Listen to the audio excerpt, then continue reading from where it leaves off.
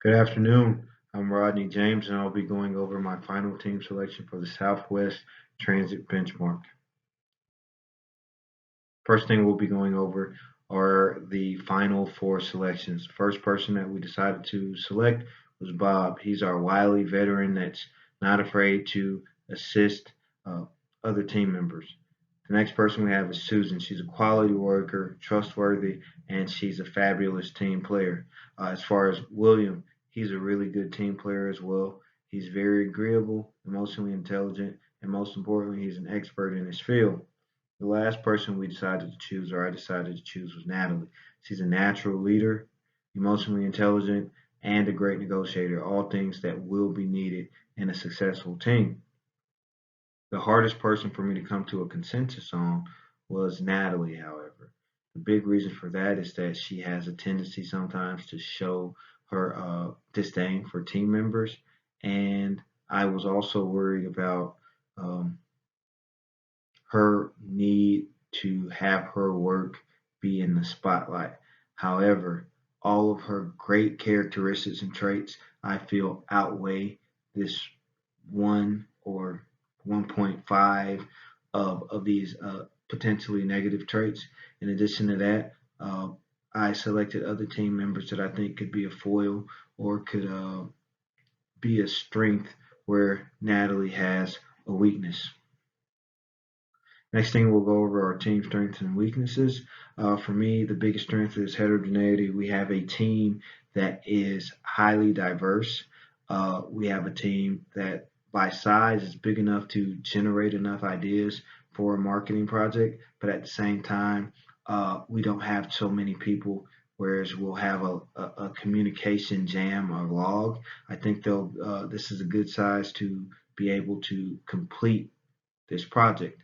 The last thing we have is a lot of group cohesiveness. As far as weaknesses, the biggest weakness to me is the time constraints. This team has to assemble and have a final product within 6 weeks.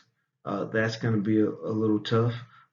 In addition to them also having to complete their day-to-day work activities. So this is a activity or this is a project that will be done after work.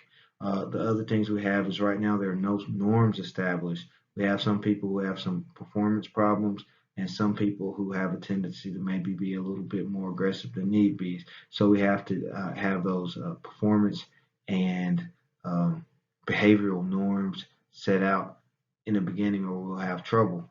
The last thing right now, we have no assigned roles. I feel that Natalie would be a perfect leader with Bob as a co-leader, but as of right now, there are no assigned roles, and I think that is a weakness.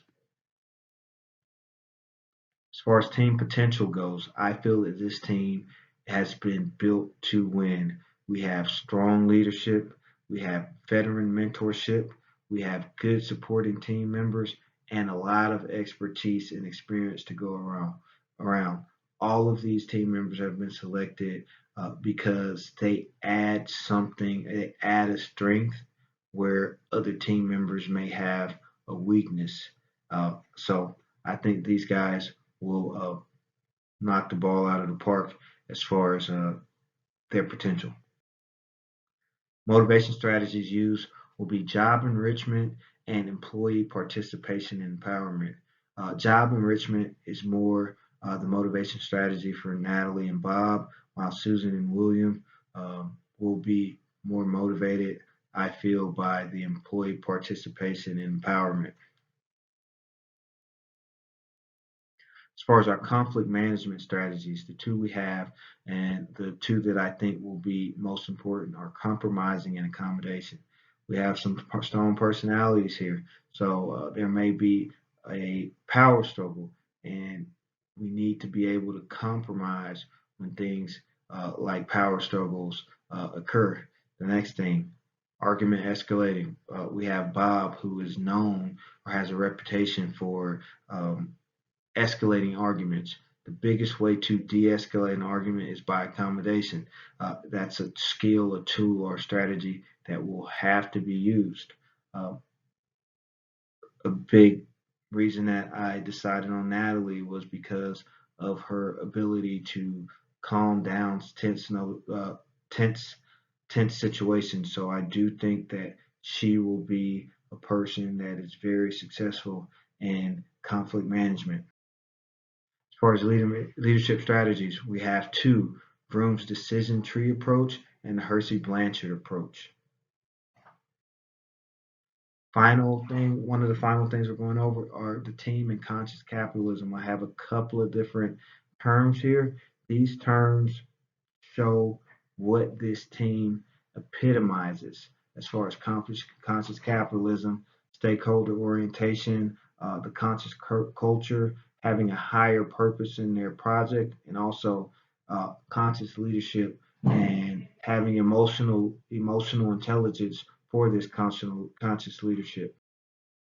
Final thing we'll go over are who are the stakeholders that this team is providing value to.